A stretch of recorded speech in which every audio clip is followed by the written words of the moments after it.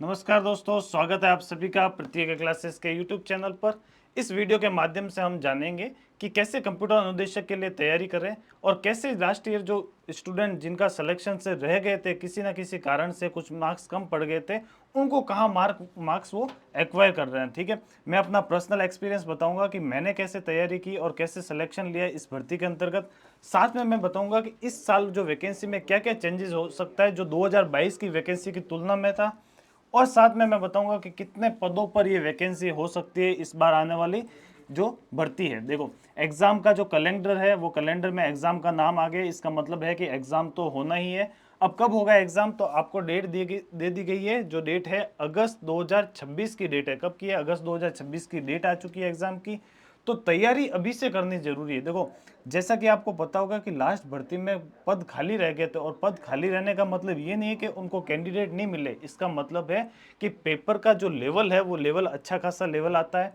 ठीक है, बिल्कुल इजी लेवल नहीं आता है। तो उसके अनुरूप मैं आपको बताऊंगा कि कैसे तैयारी करनी है और कैसे आप अभी से इस भर्ती के लिए तैयारी कर सकते हो, और अभी से आपको इस भर्ती में तैयारी में जुटना है। ठीक है, चलिए तो देखते हैं कि कैसे तैयारी करेंगे हम बेसिक कंप्यूटर अनुदेशक और सीनियर कंप्यूटर अनुदेशक दोनों के लिए। ठीक है, दो भर्तियों पे, दो पदों पे ये वैकेंसी रहती है।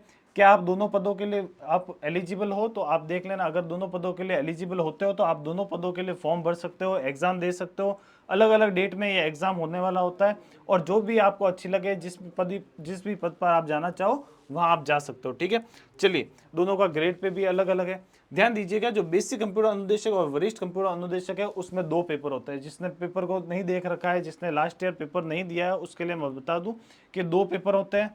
दोनों पेपर क्या होंगे? 100 मार्क्स से होंगे। एक पेपर टेक्निकल होगा और एक पेपर क्या होगा? नॉन टेक्निकल होगा। नॉन टेक्निकल पेपर में का पोर्शन में क्या रहता है? तो वो भाई राजस्थान की जीके, आर्ट, कल्चर, हिस्ट्री वगैरह सभी रहती है।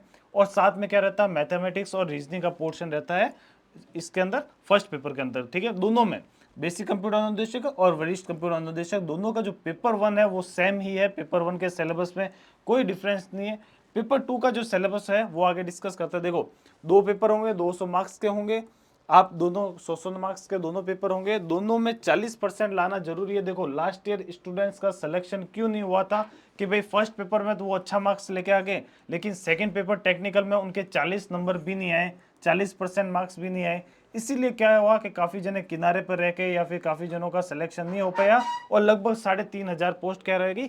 खाली रहेगी। ठीक है, तो सबसे पहले देखते हैं कि वरिष्ठ कंप्यूटर अनुदेशक का क्या पाठ्यक्रम है और कैसे तैयारी करनी है, कैसे स्ट्रेटेजी बनानी है अभी से, ताकि आप क्या करें। आपको साल भर लगेगा भाई, इस एग्जाम में साल भर लगता है, क्योंकि इसका सिलेबस लंबा चौड़ा है, पेपर का लेवल अच्छा खासा आता है, लेकिन जॉब एकदम शानदार जॉब है, एकदम आपका टेक्निकल जॉब है। ऑफिस के अंदर, स्कूल के अंदर बैठे रहिए और आराम से बच्चों को पढ़ाइए, लैब का काम है, कोई दिक्कत नहीं है।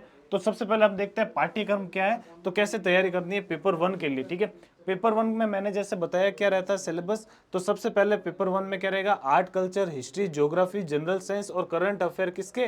राजस्थान के करंट अफेयर्स वगैरह क्यों पूछे गए? ताकि क्या हो कि राजस्थान के स्टूडेंट्स का ही सिलेक्शन ज्यादा हो। ठीक है, इसके बाद क्या रहेगा कि जनरल एबिलिटी रहेगी। जनरल एबिलिटी में मतलब क्या? मैथमेटिक्स और रीजनिंग का पोर्शन रहेगा। रीजनिंग में क्या रहेगी? Logical reasoning, analytical reasoning, decision making, general mental ability, basic numeracy. यानी मैथमेटिक्स किस लेवल की? लगभग 10वीं क्लास के लेवल की, यानी सेकेंडरी क्लास के लेवल की मैथमेटिक्स, और वहां की रीजनिंग यहाँ पे आएगी। ठीक है, चलिए, डेटा इंटरप्रिटेशन।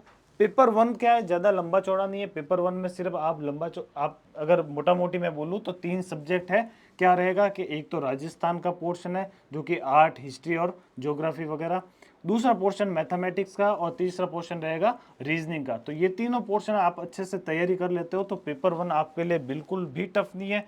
पेपर वन का लेवल इतना टफ नहीं रहता है, आप इजीली स्कोर कर सकते हो। लास्ट ईयर जो 2022 का आपने पेपर देखा होगा, किसी स्टूडेंट्स ने दिया होगा तो उसने देखा होगा पेपर वन का लेवल ज़्यादा टफ नहीं था। अब आते हैं पेपर टू पे। भाई पेपर टू ही वो कारण था जिससे क्या रहेगी? सीटें खाली रहेगी। जिसी के कारण क्या रहेगी? सीटें खाली रहेगी। तो पेपर टू जो, अगर मैं बताऊं आपको, वरिष्ठ कंप्यूटर अनुदेशक का, अभी हम किसका डिस्कस कर रहे हैं? वरिष्ठ कंप्यूटर अनुदेशक यानी सीनियर कंप्यूटर इंस्ट्रक्टर का। तो सीनियर कंप्यूटर इंस्ट्रक्टर में पेपर टू का पोर्शन क्या रहेगा? तो यहाँ से चेक कीजिए कि पेपर टू में क्या है कि जो भी अब फॉलोइंग सब्जेक्ट रहेंगे किसके अंदर? टेक्निकल पेपर के अंदर। इसमें आप सबसे पहले पेडागोगी रहेगी। पेडागोगी यानी बच्चों को कैसे पढ़ाना है, कैसे साइकोलॉजी है बच्चों की, तो पेडागोगी का थोड़ा सा पोर्शन है, 2-4 क्वेश्चन 100 नंबर से पूछे जाते हैं, तो ये पोर्शन भी आपको करना है। उसके बाद में वापस क्या दे दी, मेंटल एबिलिटी दे दी, यानी रीजनिंग का पोर्शन थोड़ा बहुत और सेकंड पेपर में डाल दिया, यानी रीजनिंग का पोर्शन अब आपके फर्स्ट पेपर में भी है और सेकंड पेपर में भी है। उसके बाद क्या है कि फंडामेंटल ऑफ कंप्यूटर, यानी जो बेसिक कंप्यूटर है जो कि आप हर एग्जाम में पढ़ते हो, वही बेसिक कंप्यूटर भाई, क्या इनपुट होता है, क्या हार्डवेयर होता है, क्या सॉफ्टवेयर होता है, क्या एमएस वर्ड होता है, वो सभी। उसके बाद क्या होगा, प्रोग्रामिंग फंडामेंटल्स, यहाँ से पोर्शन स्टार्ट होता है टेक्निकल का। जो स्टूडेंट्स इसकी तैयारी करना चाहते हैं, ध्यान दीजिएगा, ये पोर्शन बहुत ज़्यादा इंपॉर्टेंट है और यहाँ से आपको कैसे पढ़ना वो मैं आपको बताऊंगा।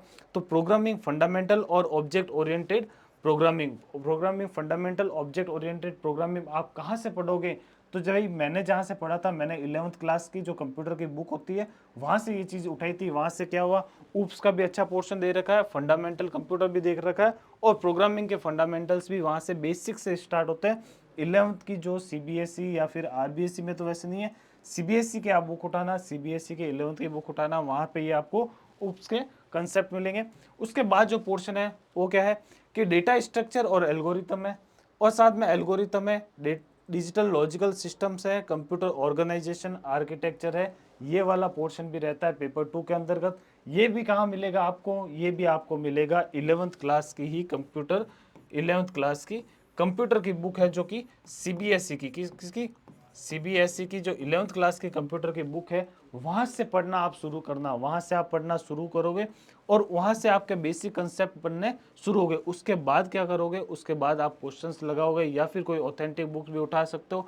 लेकिन सबसे पहले क्या करेंगे कि 11th और प्लस जो आगे वाला पोर्शन आने वाला है वो 12th क्लास की सीबीएसई बुक में से पूछा जाता है, 12th क्लास की सीबीएसई बुक में से पूछा जाता है। तो ये 11th और 12th क्लास की सीबीएसई बुक अगर कोई स्टूडेंट तैयारी करना चाहता है कंप्यूटर अनुदेशक की, तो वह तो पक्का ही पक्का पड़ेगा, शुरुआत वो यहीं से करना उसको पड़ेगा। ठीक है, चलिए नेक्स्ट क्वेश्चन पे नेक्स्ट देखते हैं। नेक्स्ट क्या है अपने पास, नेक्स्ट ऑपरेटिंग सिस्टम है।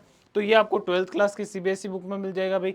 ऑपरेटिंग सिस्टम से डेटा मैनेजमेंट डीबीएमएस है और साथ में सॉफ्टवेयर इंजीनियरिंग और डेटा स्ट्रक्चर है, डेटा नेटवर्किंग। ठीक है, तो इसकी ऑथेंटिक बुक आती है, इनकी अलग अलग ऑथेंटिक बुक्स है। आपको सबसे पहले क्या कीजिएगा, 11th-12th की बुक पढ़िए। उसके बाद क्या कीजिएगा, डीबीएमएस की एक अलग से बुक आती है और साथ में फिर आप सॉफ्टवेयर इंजीनियरिंग, मैं आपको सारी बुक्स के ऑथर के साथ सारी बुक्स अलग से एक वीडियो में डिस्कस कर लेंगे। मैं आपको ऑथेंटिक बुक्स के नाम भी बता दूंगा। साथ में जो मेरे पर्सनल जो नोट्स थे वो भी मैं आपके साथ शेयर करूंगा कि मैंने कैसे नोट्स बनाए थे या मैंने कैसे प्रिपरेशन की थी इस एग्जाम्स के लिए।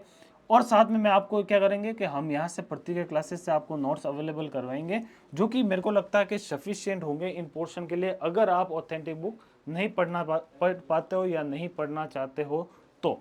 ठीक है, तो ये वाला पोर्शन रहने वाला है सीनियर कंप्यूटर इंस्ट्रक्टर के लिए। सीनियर कंप्यूटर इंस्ट्रक्टर में 2-3 और पॉइंट से कौन से, नेटवर्क सिक्योरिटी, नेटवर्क सिक्योरिटी जिसके अंतर्गत आप देखोगे ग्रुप, रिंग वगैरह, फील्ड इन्फिनिटी लूप्स वगैरह सारे आप डिस्कस करेंगे। उसके बाद फंडामेंटल ऑफ कम्युनिकेशन के भी, कम्युनिकेशंस क्या होते हैं, उनके फंडामेंटल्स क्या है, जो कि जीएसएम वगैरह सब स्कीम्स होती है ना, जीएसएम सीडीएमए वगैरह सब डिस्कस करेंगे। इसके बाद वेब डेवलपमेंट के, वेब डेवलपमेंट में एचटीएमएल वगैरह हम सब यहाँ पे देख रहे होंगे। ठीक है, तो लंबा पोर्शन है, इसीलिए मैं बोल रहा हूँ कि साल भर तो आपको चाहिए, आज की तारीख में आप लेके बैठे तो ही आपकी तैयारी होगी, अदरवाइज नहीं होने वाली सिलेक्शन के लायक। ठीक है, उसके बाद मैं बताऊँ आपको बेसिक कंप्यूटर इंस्ट्रक्टर का, जो बेसिक कंप्यूटर इंस्ट्रक्टर है जिसपे अच्छी खासी वैकेंसी आने वाली है, लगभग 4000 सीटें, कितनी, लगभग 4000 सीटों पर ये एग्जाम होने वाला है बेसिक कंप्यूटर इंस्ट्रक्टर के लिए, बीसीआई के लिए। 4000 सीटें भाई कम नहीं होती है, 4000 सीटें स्कूल के अंदर बहुत अच्छी मानी जाती है और जिसमें काम भी क्या होता है, कम होता है, साथ साथ में एक अच्छी प्रोफेशनल लाइफ भी आप जी सकते हो। तो 4000 सीटों पे ये एग्जाम होने वाला है।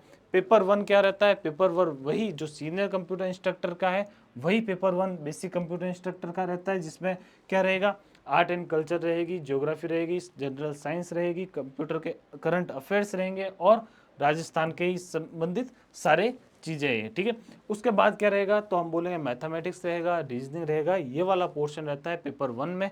पेपर 2 जो टेक्निकल पेपर था जिसके अंदर सीटें खाली रह गई थी, वो पेपर 2 में क्या है, तो वही 100 नंबर का पेपर है, 100 क्वेश्चन आते हैं, 2 घंटे का पेपर होने वाला है, नेगेटिव मार्किंग होने वाली है।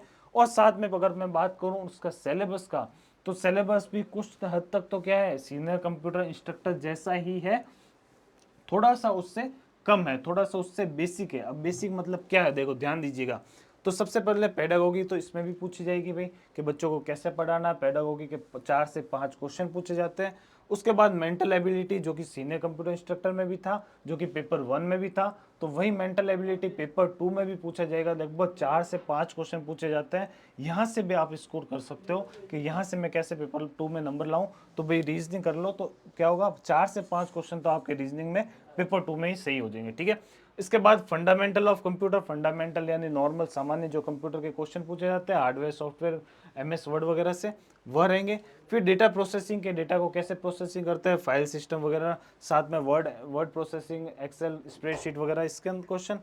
साथ में प्रोग्रामिंग फंडामेंटल्स, प्रोग्रामिंग फंडामेंटल में क्या पूछेंगे कि C और C++, Java, .NET, artificial intelligence, machine learning, इन सब का इंट्रोडक्शन ही है।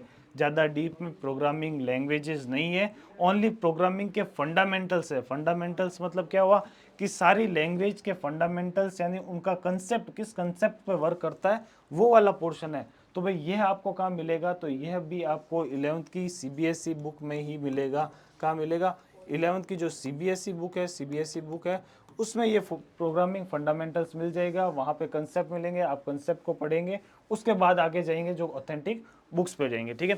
फिर डेटा स्ट्रक्चर, एल्गोरिथम जो DSA वगैरह है, फिर कंप्यूटर के ऑर्गेनाइजेशन और ऑपरेटिंग सिस्टम, सारे ऑपरेटिंग सिस्टम कैसे वर्क करते हैं, ऑपरेटिंग सिस्टम्स के क्या क्या टाइप होते हैं, उन चीज़ों को यहाँ हम डिस्कस कर रहे होंगे। उसके बाद जो पोर्शन है वो है कम्युनिकेशन और नेटवर्क का, कि भी नेटवर्क कैसे बनता है, उससे कम्युनिकेशन कैसे कर सकते हैं, तो उसके टाइप्स है, कैसी लेयर्स होती है, कैसे अपन नेटवर्क पे वर्क करते हैं, कौन कौन से डिवाइस होते हैं, वो सभी यहाँ पढ़ रहे होंगे। नेटवर्क सिक्योरिटी और फिर DBMS, ये DBMS system analysis and design और इंटरनेट ऑफ थिंग्स, ये सारा पोर्शन जो सीनियर कंप्यूटर इंस्ट्रक्टर है वही वाला पोर्शन है। SCI का जो पोर्शन है वही पोर्शन है। और साथ में ये कहाँ मिलेगा, जो 12th की CBSE वाली बुक होगी, 12th की जो CBSE वाली बुक होगी, उस CBSE वाली बुक में ये पोर्शन आपको इजीली मिल जाएगा। तो ये वाला पोर्शन रहने वाला यहाँ पे, ठीक है। तो ध्यान दीजिएगा। तो आप मोटा मोटी अगर मैं आपको बोलूँ, तो अगर आपको तैयारी करनी है कंप्यूटर इंस्ट्रक्टर की, तो सबसे पहले आप चेक कीजिए क्या आप एलिजिबल है दोनों के लिए, सीनियर कंप्यूटर इंस्ट्रक्टर और बेसिक कंप्यूटर इंस्ट्रक्टर।